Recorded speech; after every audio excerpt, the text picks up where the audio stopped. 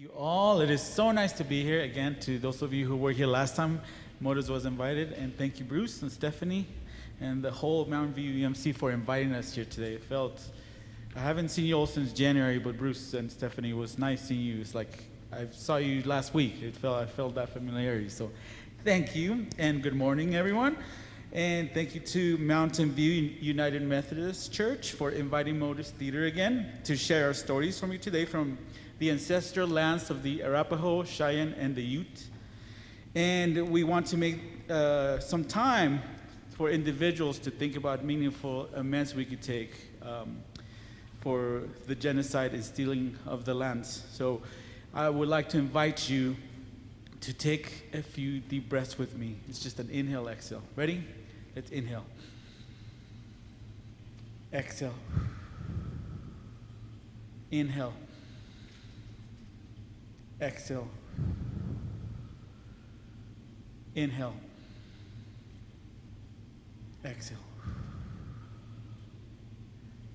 Thank you. And as Stephanie said, my name is Armando Peniche. I am a monologuist in MOTUS's Undocu America series, but I'm also the partnerships and project manager at MOTUS Theater, where we create original theater to facilitate dialogue on critical issues of our time. And we do this through the power of arts and monologue telling. But today we are excited to be here to share with you a monologue from our JustUs project, from the Boundless Truth Project. And we have the lovely Miss Marquitta Brown here with us, who will be sharing her autobiographical monologue. And it was developed in 28-week MOTUS workshop with Kirsten Wilson, our artistic director. And in addition to being a MOTUS monologuist, Ms. Brown is a therapist specializing in addiction and behavioral health, and owner of Lifeline to Hope Counseling Services in Colorado. She served 3 years as governor-appointed member of the Colorado State Alliance for Treatment and Prevention of HIV, working closely with the Colorado Department of Health and Environment and the governor's office. So thank you for being here, Marquitta. One of MOTUS's strategies for the Undocu America tour, like I was here last time, but also for this JustUs, is to have performances with allied readers called shoebox stories, where we ask people often in positions of leadership or power in our communities to stand in the shoes of our monologuist and read their story aloud. The readers don't have to agree with everything said in the story. They just have to be willing to suspend judgment and model civic hospitality. So for MOTUS Welcoming the Stranger, we are asking faith leaders to read a MOTUS monologue. Today you will hear Bruce Fest, model civic hospitality, and deep listening by stepping into the shoes of our MOTUS monologuist, Marquitta Brown. After the reading, he will reflect together with Marquitta and us on the impact of holding her story. But first, I'm so glad we have Elizabeth and Skip here with us, who will be providing musical responses.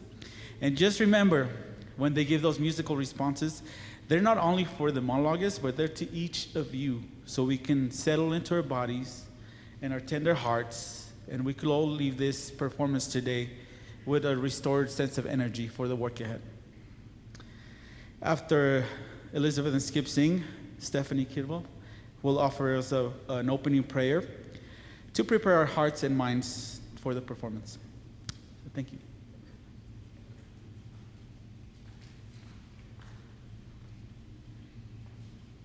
As we begin, I just want to clear up one thing. We share the same last name, but we know we're related a long way back, so it's kind of fun to sing with another Strickland. They allowed me to add that little part of that. We just met. We're going to invite you to sing with us at the first song. So it's going to be number 434 in your hymnal if you'd like to sing. As you see, you have the option of singing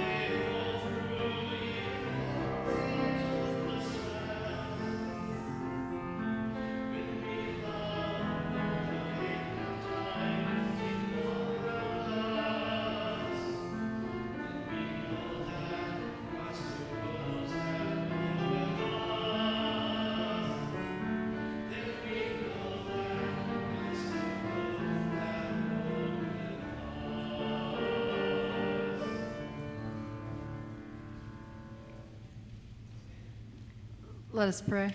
Gracious and loving God, we come this day to hear story, the deep, heartfelt story. And we ask that you would open our own hearts so that when we listen, it's not just with our ears, but with the spirit that you place within us, and that the spirit within each of us would greet the spirit in Marquitta today as we share and listen. Help us to know that you ask us to care for those who need our voice. Amen.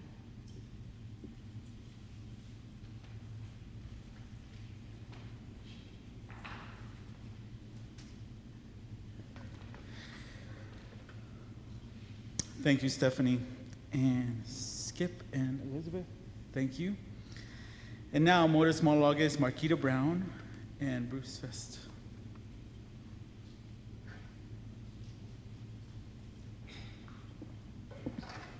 Thank you, Armando.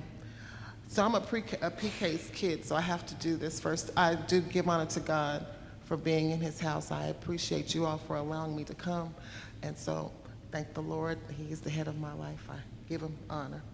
I also want to welcome Bruce here. Thank you for joining me. I appreciate you so much reading aloud with me. This is my first go around with this, so I'm excited to have you join me. Thank you very much. And it's a delight and honor to be with you here. Thank you so much.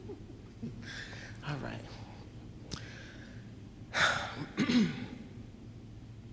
Before I begin, I should probably explain what a pod is. Of course, most of you know that a pod is an elongated seed vessel that splits and opens on both ends when it's ripe, like a sweet pea or a vegetative womb of new life. But in prisons and jails, a pod is a self-contained housing unit that houses 15 to 50 people who are imprisoned. It is arranged around an exercise yard or a support facility that's supervised by a small number of prison officers. In Arapahoe County Jail, they are stationed above you, and the ceiling is this huge grate, so you're always underfoot. If a prison pod was more like a seed pod, then we wouldn't have a 50% recidivism rate in Colorado. Women and men caught in the revolving door. If a prison was more like a seed pod, then it would be a place where people, the majority of whom are negotiating intense trauma, drug addiction, mental illness, poverty, and homelessness, would recover their full selves. A place where they could be reminded of their goodness, beauty, and power. A place where they could find resources so that they would not have to steal food, use drugs to mask their pain of trauma, and find safety so that they could escape violent relationships. But instead of investing in new seeds of life, each year we spend $50,000 to $100,000 a year per prisoner to be warehoused, misused, emotionally battered, and abused even more. Our prison system is a systemic form of domestic violence, where trauma, humiliation, and fear reign. We must, as a society, wake up from the lie that the current carceral systems are places of rehabilitation. The things that I saw and the way that we were treated by those in authority were in no way, shape, or form meant to rehabilitate. But in my opinion, it was more to tear us down further. When rehabilitation is really nothing more than humiliation, separation, abuse, and closed doors, then it's no wonder there is an endless cycle of recidivism. Men and women with huge potential are sent back to repeat the cycle around and around again and again. And now my monologue, entitled Encircling the Pod. She walked around the pod, walked in circles, round and round. Thorazine shuffle, shuffle, shuffle, going nowhere slow. And I walked around the pod, walked in circles, round and round, future tripping, going nowhere fast, praying, desperate, trying to imagine my way out. She walked around the pod, Thorazine shuffle, affect as flat as the concrete floor. My eyes filled numb of pain and despair. I walked around the pod, walked in circles, feeling what her countenance showed. Then one day, as we walked around that pod, around and around in circles, our paths met, our eyes locked, and we embraced. We held onto each other as if we protected each other from the sinking hellhole surrounding us. She laid her head on my chest. She was listening to my heart, like she was desperate to know that somebody really had one. I realized then that she was me and I was she. And we shared space and time in the same hell, even though the path leading there may have been different. It seemed as if I could feel her pain, her emptiness, her deep loneliness. It was so visceral that it made me sick to my stomach. I stood there with her, holding her. Break it up. There ain't no love in the criminal justice system. Lord, forgive me, but I hated his ass. He was a guard in the county jail, probably because he'd have gotten his head blown off if he had worked on the streets. He was one of those who must have been bullied as a child, and now he relished the opportunity to torment the women in the D-pod. It was his joy. When they would call us to step forward for our morning meds, he would stand right behind the nurse, taunting us, insulting us as we took our medication. The nurse, she just kept a straight face. She never addressed him. It was like she didn't hear him. There was nothing. She would just give us the medicine, and he would start in on us. Hey, jailbird. Good morning, crackhead. When was the last time you talked to your kids? Whatever he was that he knew we were in for. Now, I had no idea what that woman who had been circling the pod with me was in for. We'd come into the jail about the same time, and my heart always kind of went out to her because she was a little tiny thing. She looked so scared all the time, all by herself, on her own. And other people in the pod were always trying to punk her for her medicine because people like to get high enough to escape this hell, at least within their own mind. I'll never forget the way that woman grabbed a hold of me. We had literally run into each other, but she held on tight, and I chose to stay there. I chose to let her hold on. She was short, and so her head was on my chest right here, and like I said, it was like she was listening for my heart, for a heart, like somebody really cared. Oh, I can hear a heart. I can hear a heart. At least that's how it seemed to me.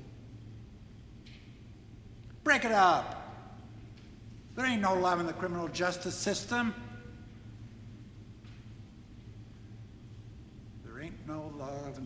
justice system. Hell, there ain't no justice in the criminal justice system. Depending on how you look, the color of your skin, the texture of your hair, if you're poor and part of the have-nots, the so-called justice will look and act hella different. And if you're a woman coming into the system, whether you were born with a vagina or whether it was sculpted for you, you're screwed. Black women, Hispanic women, poor white women. We're all set up for prison. One day, as that nurse handed me my meds, and the guard standing behind her started pulling that jailbird line, I looked at him and I said, you know what?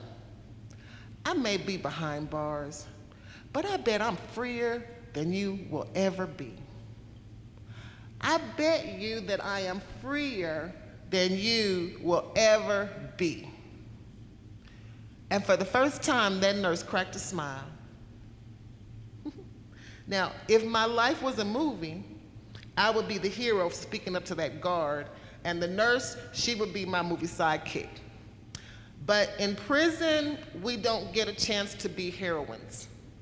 We are better known and written off as heroin addicts, or crack addicts, or jailbirds, and we better know our place. Well, that nurse, just as fast as she smiled, she dropped it.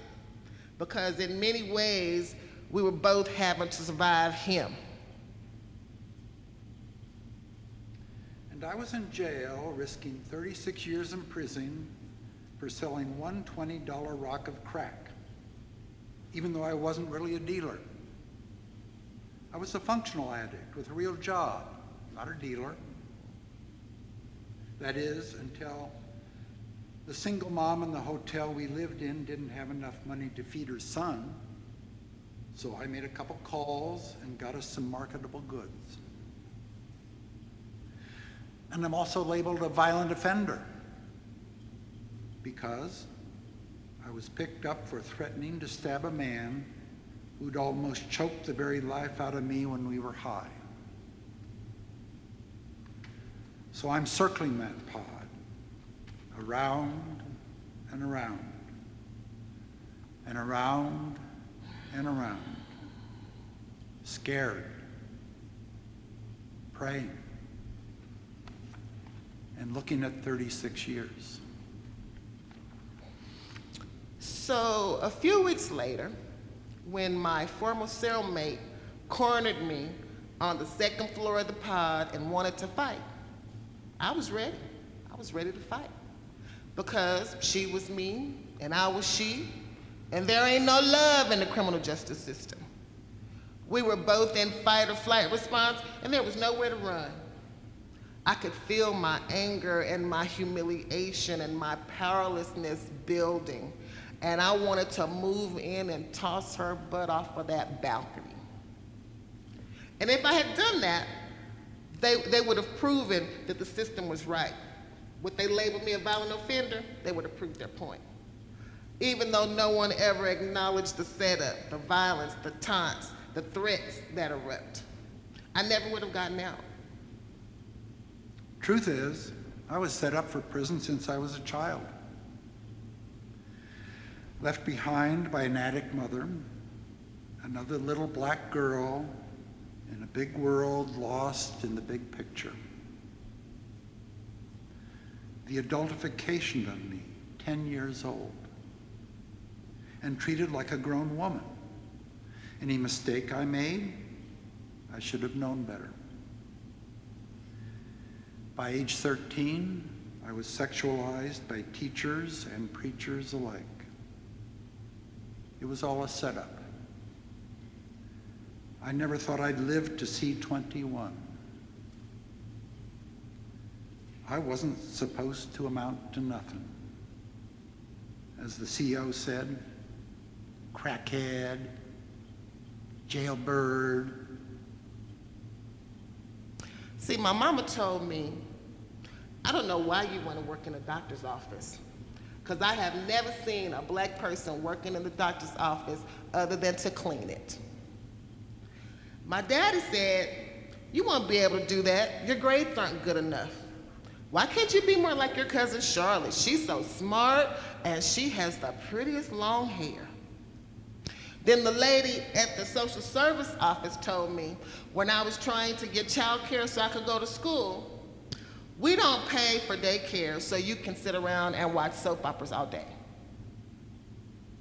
And I don't think you're gonna be very successful in the field that you've chosen. So I'm not sure that I wanna approve your daycare.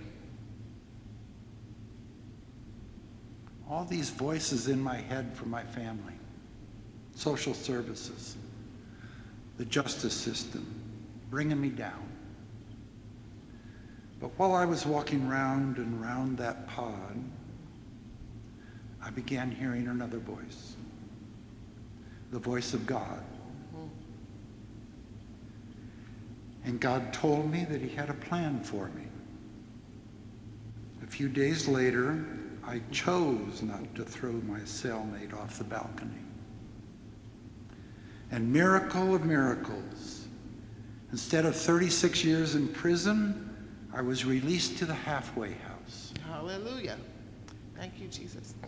That is where I ended up meeting the best case manager I ever had. I loved her to death, and I wish I knew where she was right today. But we had to have a conversation, because at our first meeting, she opened my file and she read all of my charges, you know, this, that, and the third, and boom-de-boom and boom-de-bam, and she told me what I could do and what I couldn't do, and I was like, okay, that's great, I have no problems. Then she said, well, do you have any questions for me? And I said, yeah, I do. I said, would you please tell me what you know about me? And she went and grabbed my file again. And I'm like, but wait, that's not me. That's what I did. And I did that how long ago? A whole lot of stuff has transpired since then. You understand? So what do you know about me? And she had to put the file down because she didn't know nothing. But it caused her to ask. Then we started having a real conversation, and she found out, oh, I'm a mother like she's a mother, right? And I'm like, well, my kids go to this school. And she's like, you know, I'm looking for a school for my kids to go to too. You know what I'm saying? That case manager felt my heart, and I felt hers too. And she was me, and I was she. And for a moment, we stopped and truly saw each other. And she became a friend to my intentions instead of an obstacle. I told her, I made up my mind in jail. You don't have to worry about me trying to drink or my urinalysis. I told her I wasn't going back to jail and how I wanted to live. And I said who I was, and now she knew what we both were striving toward. And I kept my intention all these years. Break it up. There ain't no love in the criminal justice system. Maybe there is no love in the criminal justice system, but there could be empathy. People in the criminal justice system don't ask us who we are, at least who we truly are.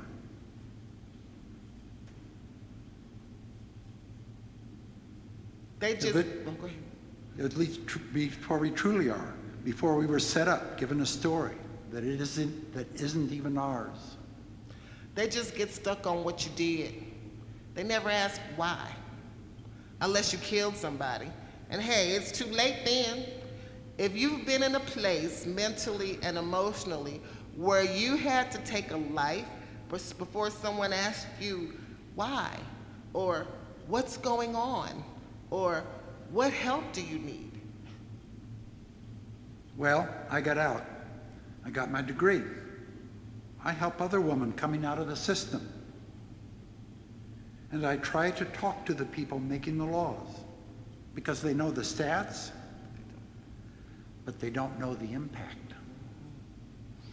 For example, I worked with homeless women for years and I tried to get them a home. Do you know what you have to do to get on the largest low-income housing list in the state? There's 3 of them. But to get on the list, you have to have a VISPADAT survey, that's what it's called. Before you can even fill out the survey, you have to be able to prove that you were homeless for 36 months.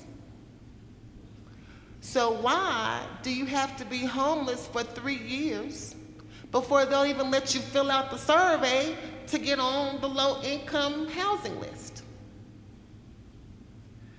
Now, if you are homeless and you shelter at Jesus Saves, somebody can write out, yeah, she comes here every night.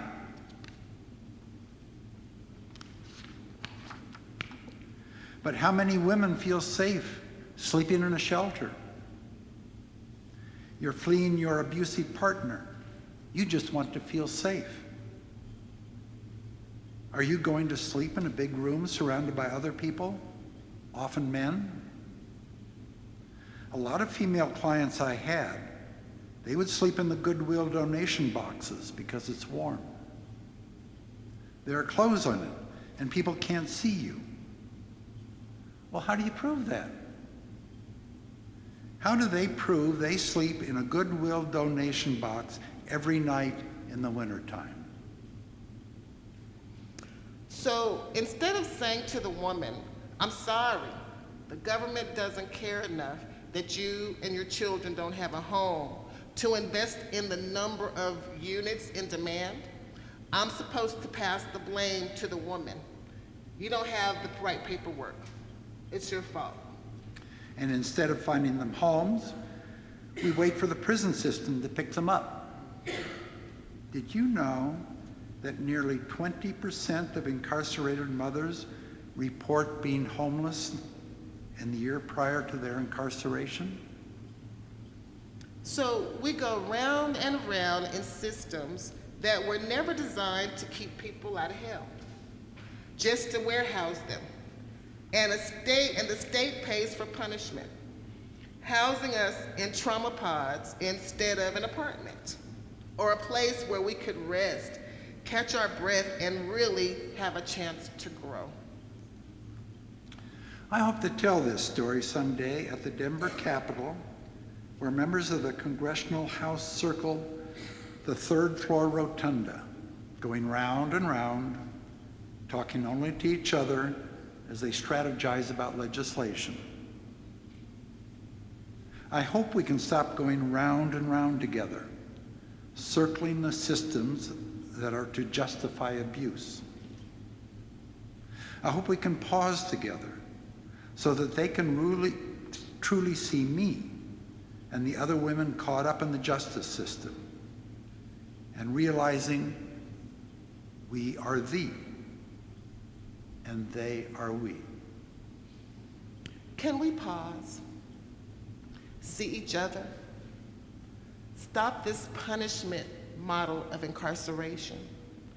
Because if you're making legislation that is keeping women in prison, if you're so busy calling us names, thieves, addicts, prostitutes, criminals, that you don't see the ways that these systems abuse women and the poor in the name of justice, then you are not in your heart. And if you're not in your heart, in love, then like I said to that prison guard, I am freer than you will ever be. I'm freer than you will ever be. Thank you.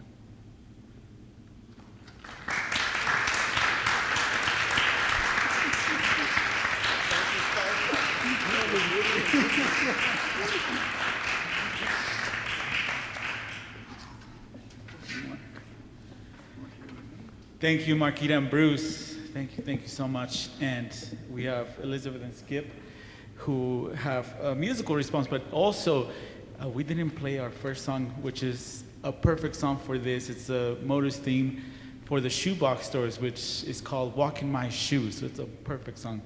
So thank you so much for doing an adaptation of it. So I'm going to say it as Elizabeth plays it, and then I'm going to allow Elizabeth to move into another song that we can just spend a moment to reflect on. This is the MOTUS theme song.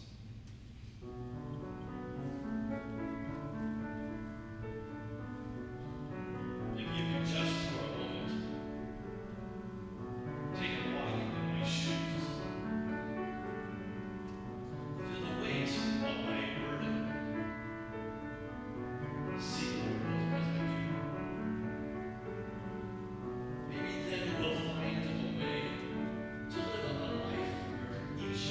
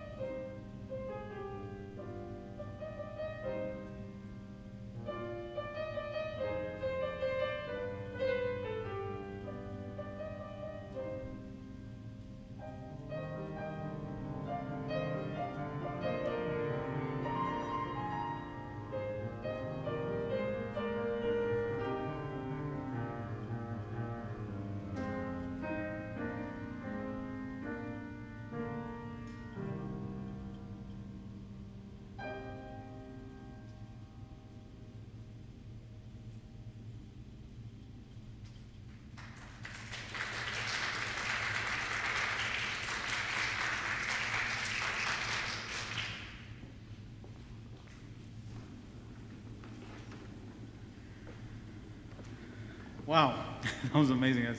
I love the piano and the musical response. Thank you so much. Thank you. And now we get to reflect a little bit on Marquitta's monologue. And I have a couple of questions for Bruce and Marquitta.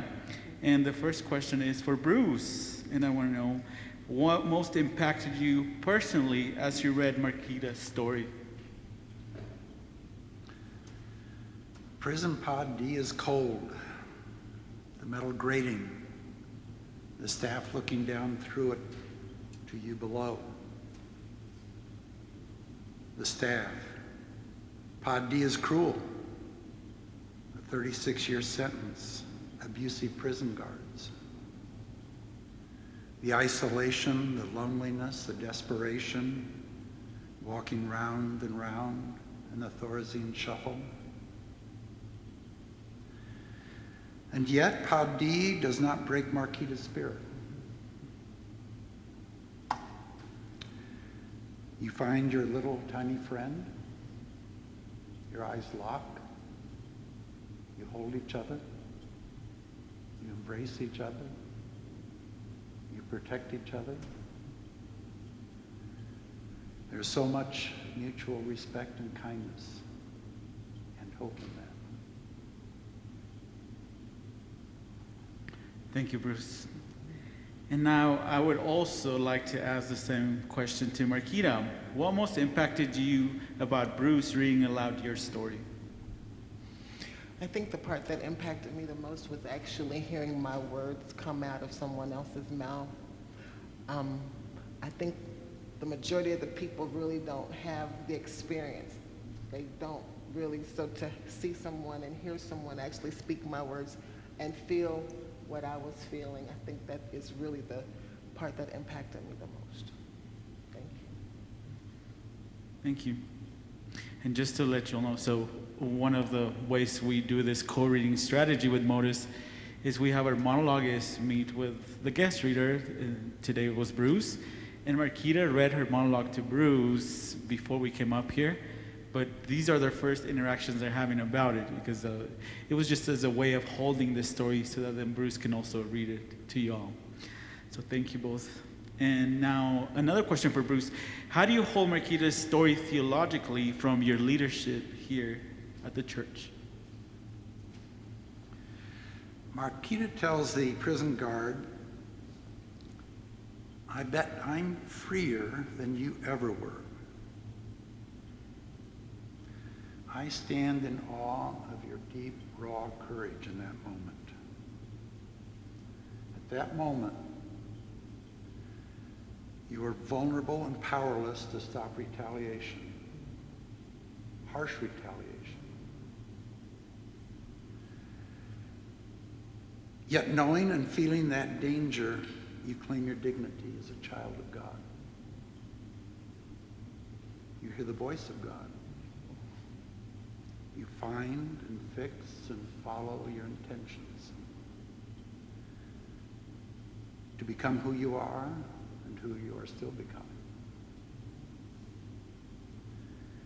With such courage, our spirits make miracles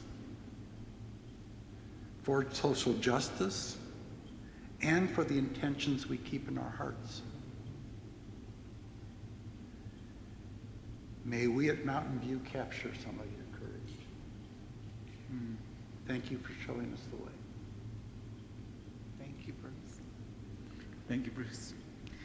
Marquitta, is there anything you want to add before we ask our wonderful audience to join us in holding an excerpt of your story?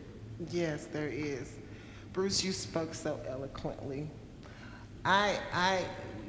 People talk about getting jailhouse religion. Well, I was raised in the church. Like I said, I'm a PK, I'm a preacher's kid, so I've always been in the church. But it took me to go through something and get in jail and go to a jailhouse church service to rededicate my life to Christ. And so I want to say that I truly know God to be a keeper, because he kept me while I was incarcerated, and he kept me those 18 months that I left jail and went to a halfway house where women were getting raped and run over because it was literally, in Littleton, it's still there, on the highway. And you have to walk 1.5 miles to get to transportation, but that's crossing a 4-lane highway going both ways, right? Where men know that there's nothing but a bunch of women there, and so they drive past doing all kind of lewd things, you know, where women actually try to commit suicide because they want to leave. These are things that I went through that God kept me through. He sustained my mind. He kept me through my addiction. He kept my mind and my body so that when I came to this place, I was whole and could be able to do what he put inside of me to do. Thank you, Jesus. So, I truly count it all joy. Is that what the scripture said? I truly do. Now, okay, then when I was in it wasn't joyful at all, right? But I knew him to be a keeper. Once I made that commitment, because it was put in me from a child. They said, I'm a PK's kid. I knew. They said, train up a child in the way that he should go, right? It took me to get a little old and to get in some circumstances, but I didn't depart. And I'm standing here today, still haven't departed, thanking the Lord for the ministry that he's given me, because that's what I see my job is. I work. It's a ministry to me. It pays my bill, but the Lord says that your gifts will make a way for you, your talents. And so y'all just continue to pray for me as I move forward to try to help other women. Thank you so very much for listening to us. I appreciate you all so very much.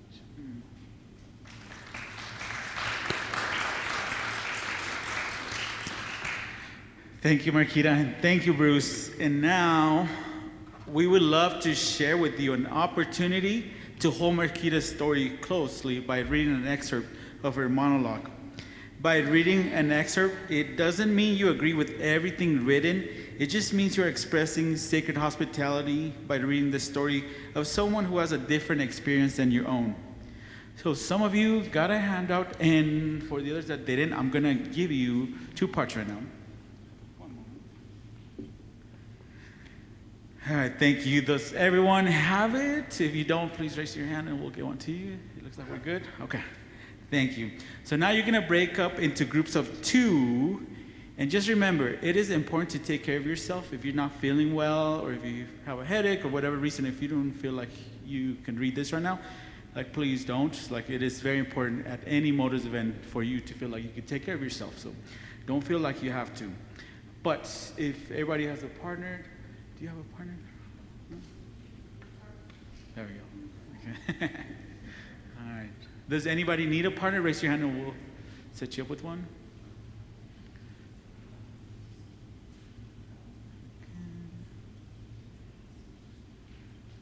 And I think we're missing someone over here in the front.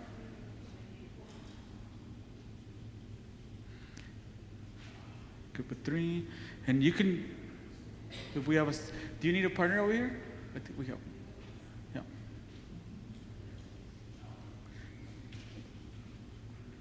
Awesome, we made it work.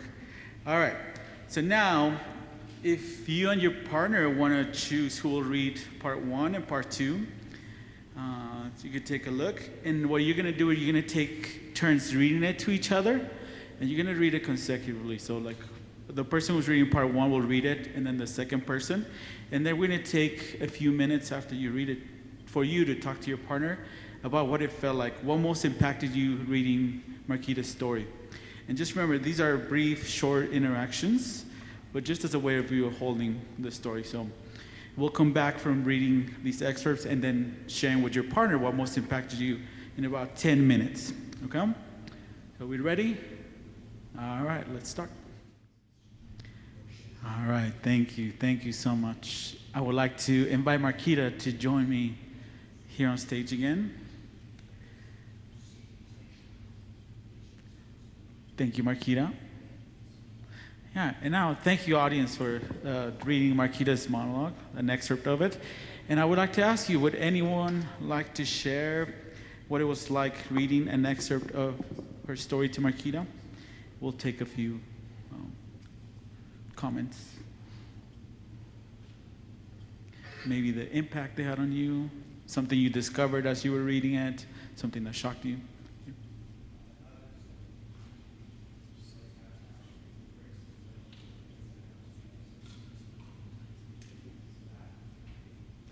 Yes for that?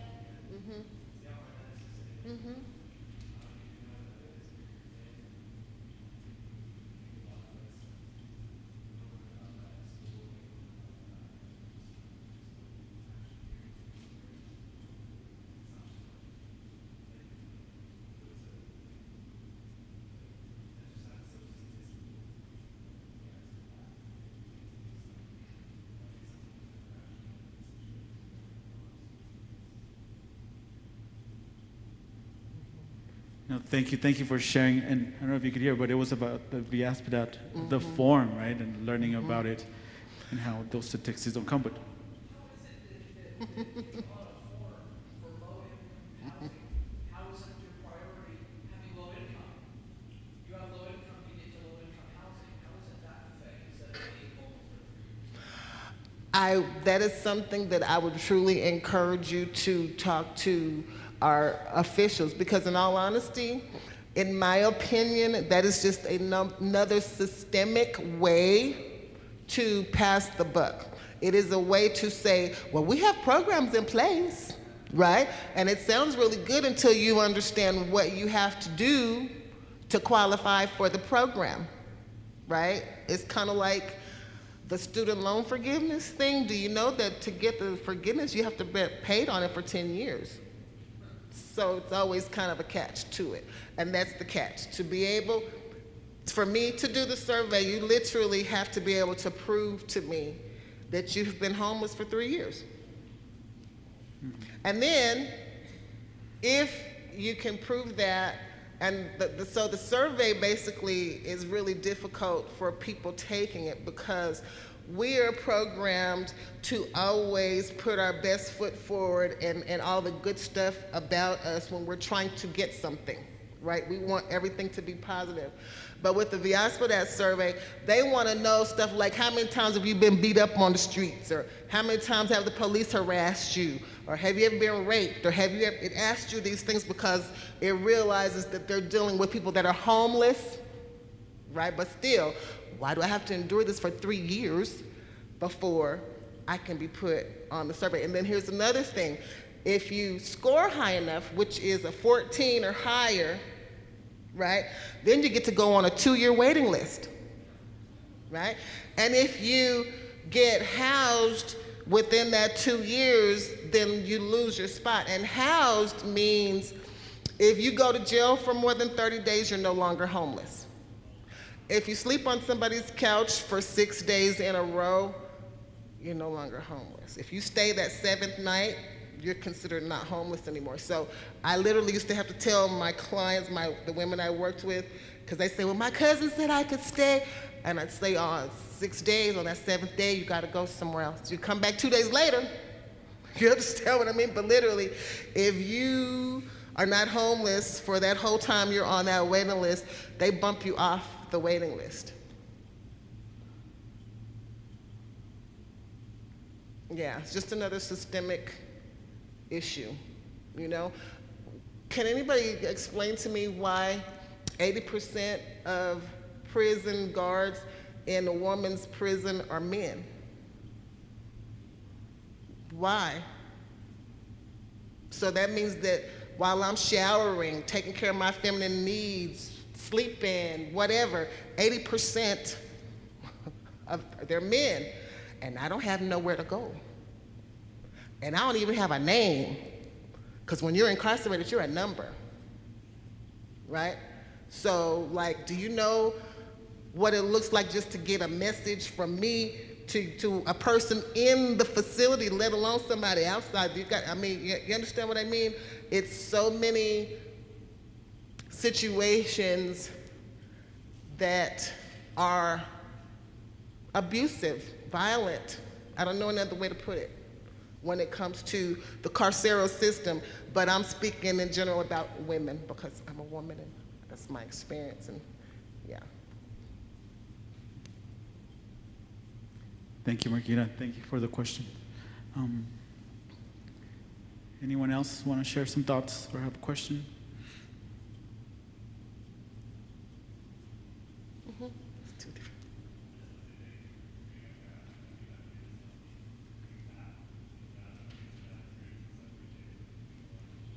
thank you. I did have a moment when we were reading through it. I was telling, it's been a while since I've read it, and yeah, but I appreciate it, and I thank you for letting me be here. Do you have a question? We were just talking to one another about how, because of the system that you described, money seems to be so much more important than taking care of other human beings. And that is why I pray that we do not privatize the carceral system. We've privatized a lot of the halfway houses, right? And so did you guys know, you know who Bob Barker is, don't you? Bob Barker, he actually owns one of the largest prison commissaries. You go to jail and prison in some states and you get your commissary toothbrush and flip-flops, it's got Bob Barker's name on it. So he funds, but he also gets, right? So just let me explain something to you. When a person leaves jail and they go to a halfway house, right? Depending on if you're a county prisoner or a federal prisoner, in other words, if you came from county jail or prison, then that, but do you know that not only do you have to pay $800 a month, stay there, but the government also gives that facility money for you staying there too. So they're basically double dipping because you're paying them and the government's paying them, and depending on where you came from determines how much they pay. So imagine if this gets to be a privatized situation, right? What do business owners do when they feel like they ain't got enough business? You understand? We got to start making more stuff illegal. We got to because we need more people, because if I don't have full beds, I ain't making no money. Right? So I'm really, really, really praying that we do not go that way, because then it's going to be a whole other issue, right? Like I said, we already have a major systemic problem. The system is broken, and I don't think privatizing will make it work any better. Thank you, Marquitta. And I'm glad you mentioned that, because on the immigration side of it, we deal with that with the Geo Center, which is privately owned, and they fill up the beds. And when they don't have enough people on the beds, what they do is they gather around people to fill those beds. So any profit system. And one thing that's, I gotta be honest with you, I started diving into more of the criminal legal system and restorative justice after working with Marquitta and monologuists from the project. And it's just like, you know, like, I think you speak on your monologue of, you know, how you're not that binder that the counselor had on you. And, you know, like, we all make mistakes. Like, I've made so many mistakes in my life. And it's coming to that realization that, you know, we're human, right? We make mistakes, but we can't allow systems to do criminal things in the name of justice to individuals. Right?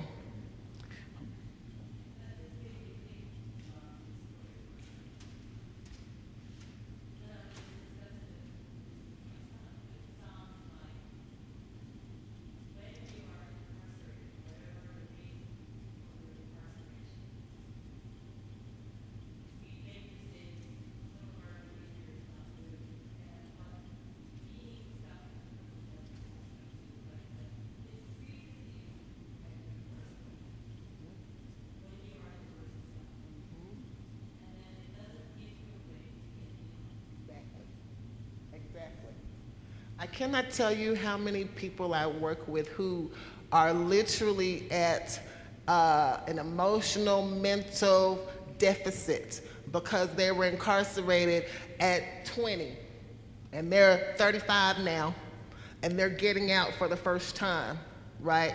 But you don't know how to do anything. You don't know, I mean, literally, I have had women to call me excited because they got their food stamps. And I can actually go buy food, but I don't know how to shop. Will you please come take me grocery shopping? And I've done this, right? And then take them back to their house and show them how to make their meals and free. You understand? It breaks my heart to see some people so happy just to see food in a refrigerator. That's theirs. You know what I'm saying? It keeps me humble, right? I still have my identification from when I was, because I look at that stuff. It's a reminder to me. It's truly the grace of God that has kept me this far, and I want to always make sure that I give him all the glory and honor. But I keep things in place to remind me, sister girl, you know what I'm saying? It ain't that hard to get into. It's a whole lot harder to get out of, you know? But what do you do? So I'm going to throw this out there. I have a nonprofit that I am starting, and it's called Lifeline Community of Hope, and my goal is to build a tiny home village for women that parole homeless. Because when I worked as a clinical case manager, I cannot tell you how many women came to me after years of being incarcerated and had nowhere to go. So I had to take them to the shelter, we already talked about the shelter, or take them to one of those god-awful hotels on the west side, right, where they are accosted, abused by the hotel manager because he knows you on parole, and if I call and say anything that I could get you put, you understand what I'm saying? It's a setup. It's a setup. And they're not gonna keep you in jail if you have no place to go, because if they keep you past your mandatory release date, they gotta pay you. And they ain't trying to pay you nothing. So yeah, I don't care if you have a place to go or not. On this date, you gotta go, right? So that means I have no money. Unless you had a job of some sort while you were incarcerated, you don't have any money. Let's try figuring out the transportation system. We've been gone for 10 years. Let's try figuring out the cell phone. You understand what I'm saying? Let's try wrapping our brains around how do I even go about trying to find a place to stay. So it is my desire, like I said, to build a tiny home village for women, like I said, that are paroled homeless. It'll give them 1.5 years with programs to help connect them with jobs or whatever they need, but that housing where they can be stable and safe and have some time, because most of the programs that I'm aware of that help women coming out of prison, they're only 6 months long. And you've been incarcerated for 5 years. What can you get accomplished in 6 months? Really? You know? So, just some stuff to think about. Yeah. Thank you. Thank you, Marquitta. Giving us a lot to think about. Thank you. And now we're going to ask Pastor Stephanie for a final prayer, followed by a closing song.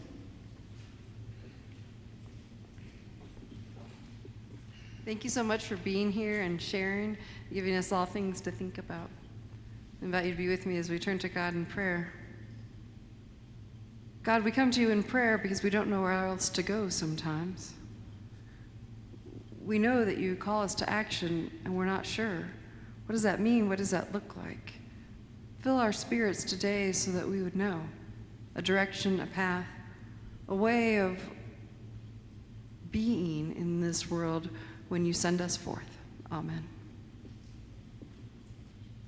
Our final song we'll join together in is In the Faith We Sing, this book, 2184. 2184. I think the words should be here too, so it can also be sung in language of your choice. So it's called Sit Down in Jesus' Name.